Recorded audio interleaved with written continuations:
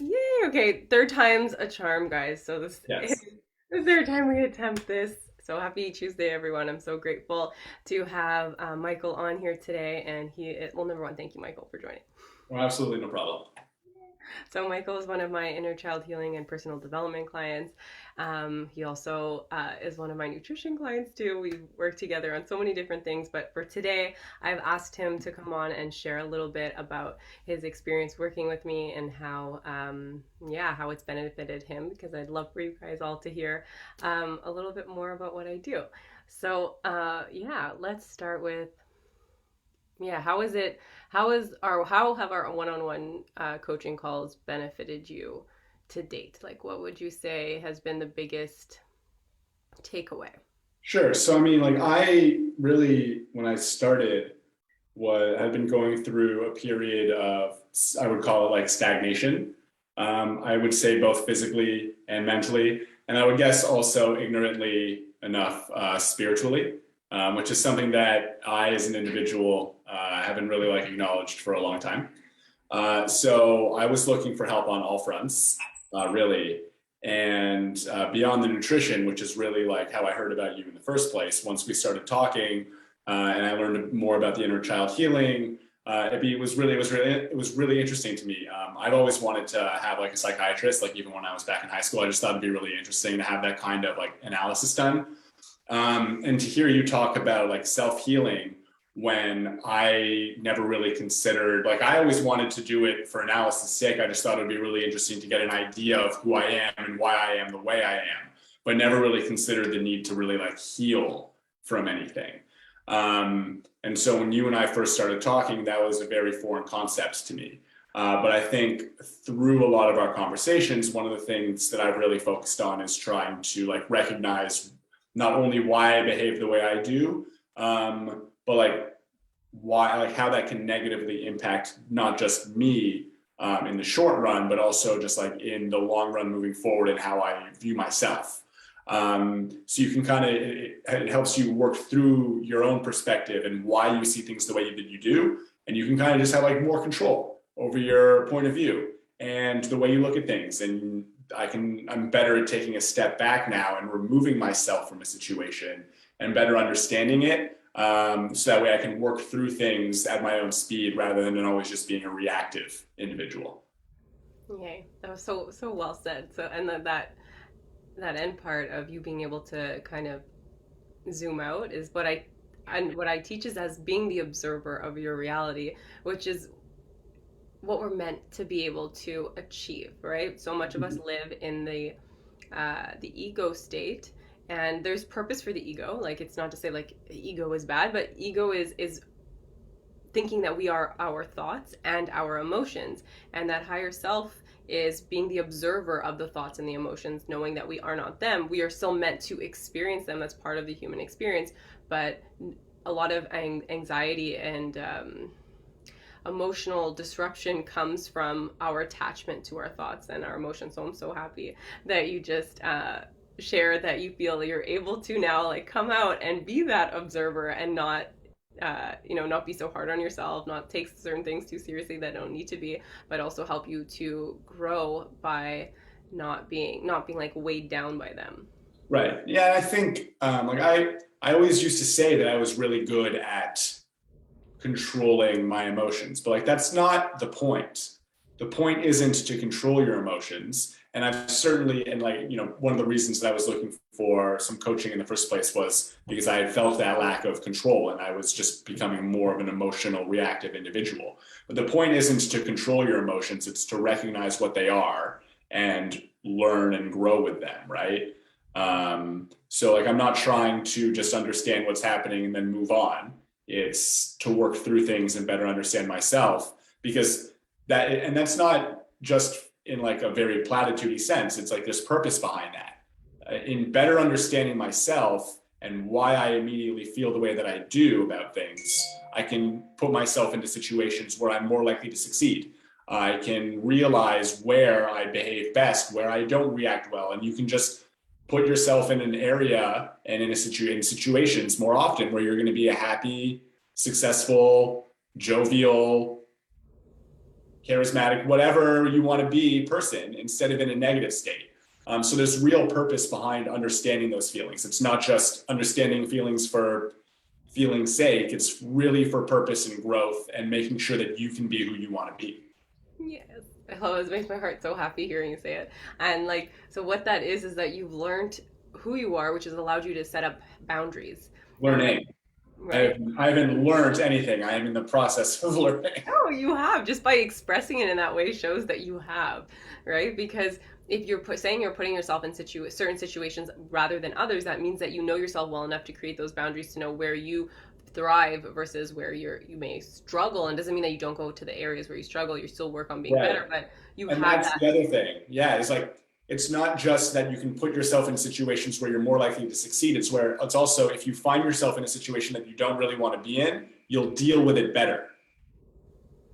So much, yeah, exactly. Because you've learned to respond rather than react, which is Right. like one of like the foundational parts of inner child healing because we realize the focus is to understand where traumas created triggers which then create that reactiveness rather than responding, right? And like we've learned because you know you had an amazing childhood and amazing family, and it's not that just because we think we had things like easier. It's just that it's how we perceive things. So I talk about that when I express my own like healing through my own inner child, because I would tell myself, I had two parents, I was so blessed, like what would I have to complain about? And it's not that, it's just a trauma could be like I expressed myself, like for instance me, I was very emotional and I would express that, and I was always told you're too emotional, so that just taught me to not understand, to not validate my own experience. I needed external validation, which is a trauma, and then it can be triggered in my adult self when someone else is telling me again that I'm wrong for feeling how I'm feeling, right? So these ways of understanding yourself benefit you not just in how you react to how you now respond to people in your adult life, but in also your ability to cut any kind of like negative energy cords of feelings of anger, resentment, or anything like that towards anyone that created that trauma to begin with. And then by cutting that, you actually create an even healthier relationship with your family, which is Right. Because you can interact with them without being extremely reactive, and you can be on a calmer wavelength. yeah. Yes. And as like I've said so many times before, I believe that we choose our family completely on purpose, and we choose them so that we could live out what we're meant to live out to dissolve karma. And I know that can be so triggering, just that statement for people to say like I chose this, but yes, so there's so much that you can learn from understanding your childhood.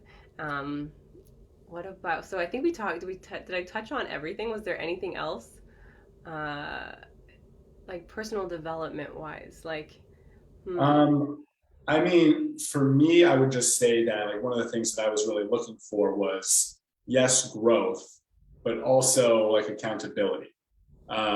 So that's just one thing that's been extremely helpful for me in our conversations is you bring me back to the things that we've been discussing and we've been working on, and we're progressing with like a plan that we're putting in place and we're growing it each week.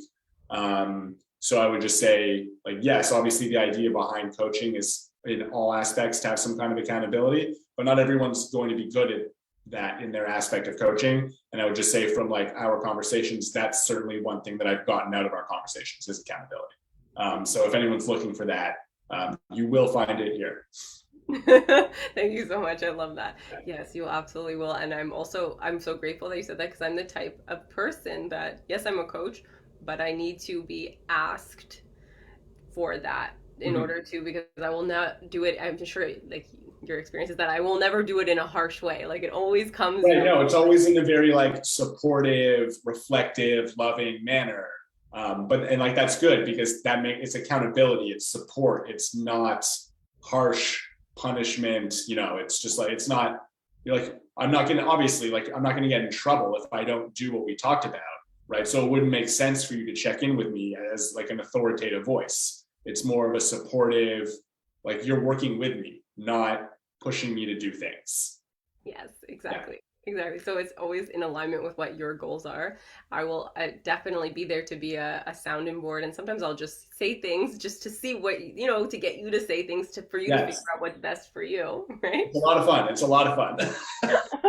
It's fun because you're growing through it, and I let you find the answers. I'm not telling you anything. You are finding those answers, which is why it's a form of empowerment, and that's what I want to do. I want in every aspect of what I do. I want to be teaching and not telling. Um, That's one thing that I really appreciate. Sorry, I'm sorry to cut you off, but to focus on that aspect of teaching, I wanted to touch on because you said like what else is there to mention? Like you provide context for things that like yes, everyone knows, well not maybe not everyone knows, but I think it's becoming more widely accepted how beneficial meditation can be. But like meditation is such an ambiguous thing. How do you get started doing it? How can you integrate it into your daily schedule and really like help grow that practice? Like I have no idea.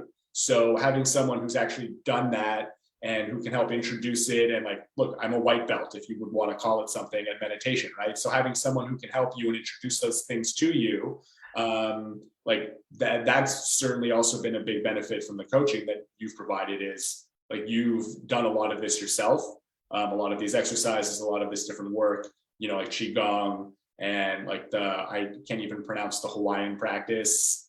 Ho'oponopono. Yes, that one. So it's great to have someone to help guide you through that because like you can hear about all these different things, but if you don't know where to start, a lot of it just can be intimidating and overwhelming. So having like a Sherpa can be really helpful. I love that. Thank you so much. And it's like everything that I do is because I had my awakening and tried to figure all these things out, and I was pulling pieces from everywhere, and then it came to me and I'm like, okay, I've pulled all these pieces. Now I need to share. Like I just wanted to make one nice little package to Yeah. help everybody on their way, and no matter where you are, I absolutely know that I can help because I just this is just what we're here to be. Like this is the purpose of our human experience is to understand ourselves. Like earth is a school for us to learn and the main subject is you, and what I do is I just help you know you better with, like Michael said, in the most supporting loving way possible. Yeah, so thank you for everything you said. Of And course. who would you recommend this kind of coaching to? Well, I mean, I think like hopefully anyone who watches can see like how you just like lit up at the end there when you were talking about this because that's I think really the point is if you're looking for a coach, you want to be working with someone who's really passionate and actually cares about what they're doing. And I think most coaches would say they got into it because they wanted to help people on like a one-on-one basis.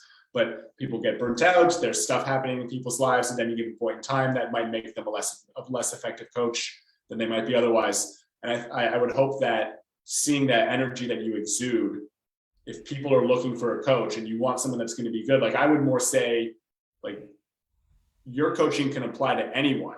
Really, it should be that if you're the type of person who wants someone who's that positive and like has that kind of energy that you can see on this interview and see in the other stuff that Becky puts out there, like that's if you're that type of person and you're willing to commit to that type of happiness and positivity, and that doesn't like bother you at all, if you want that positivity in your life, that's what you should be going after. That's who this coaching applies to.